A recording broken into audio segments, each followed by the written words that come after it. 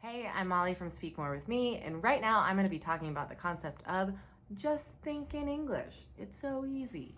So the other day I was at my gym and I was just talking to some of the señoras in the class before we started, and they were talking to me about how they hablo algo de inglés, pero no tanto porque nunca he logrado pensar en inglés.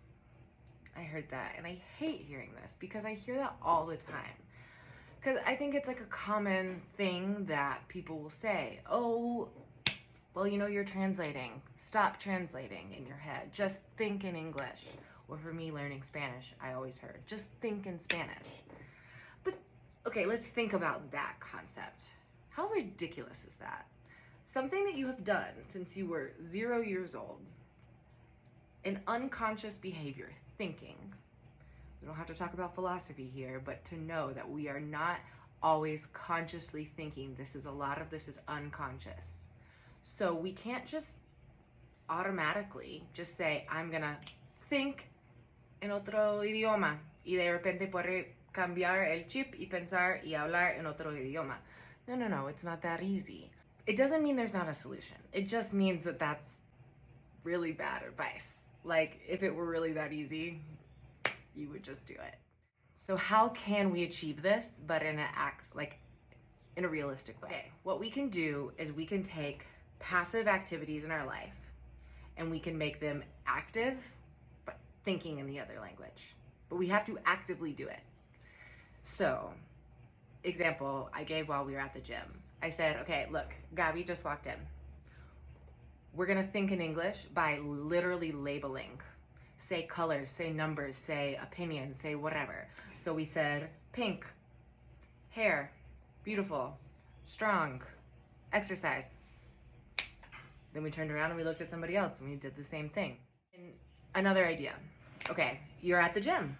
You're gonna write down your workout, write down the exercises in English. So instead of writing 30 sentadillas, write down 30 squats.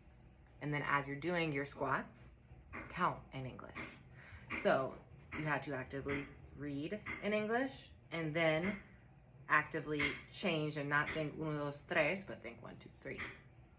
So all of that would normally be pretty passive, but we're gonna actively change and try to think in the other language. Another idea I had is, okay, you're going to the grocery store. Try to write your grocery list in English. And then while you're going, instead of saying like, okay, ¿dónde están las manzanas? Manzanas. Think apples, where are the apples?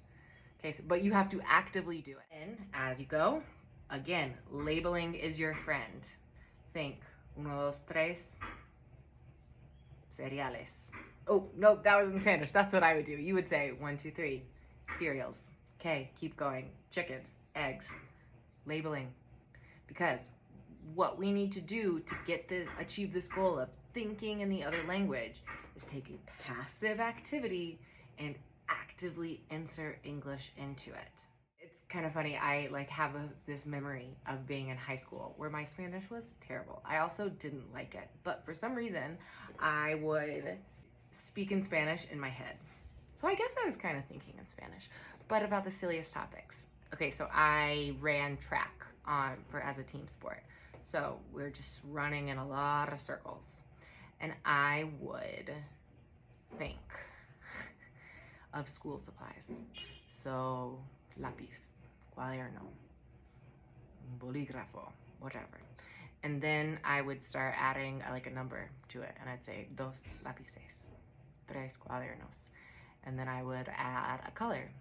2 lápices verdes, or whatever. And then I would just keep doing that. And then I'd try to make a full sentence. But I was just killing time as I'm just running. But I'm killing time, that passive time where my brain could be thinking of a movie, of yesterday, of a stupid thing I said. But I had to actively say, no, I was just at school all day, so I will just label items.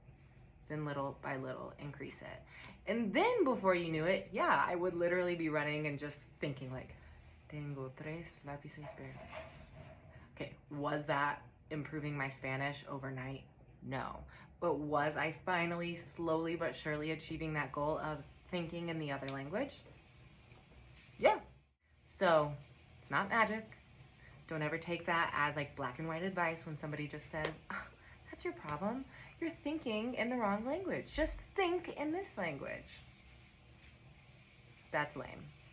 What we can do is take passive activities and actively insert English into it. That's what we can do realistically and practically. And this all comes back to why learning a language isn't impossible, but you need a strategy. It's not formulaic, always like math. It's not black and white like laws of physics. I don't know. It's not memorization, just like facts for history. We need a unique language strategy. At Speak More, that's what we're doing with our students. We're literally taking you, finding your learning style, and figuring out exactly how to make a generic suggestion like I just had, but make it work for you. We'll literally plan your workout in English. We will make your grocery list, write your recipes in English if that's something that's interesting to you. But regardless, you need a strategy.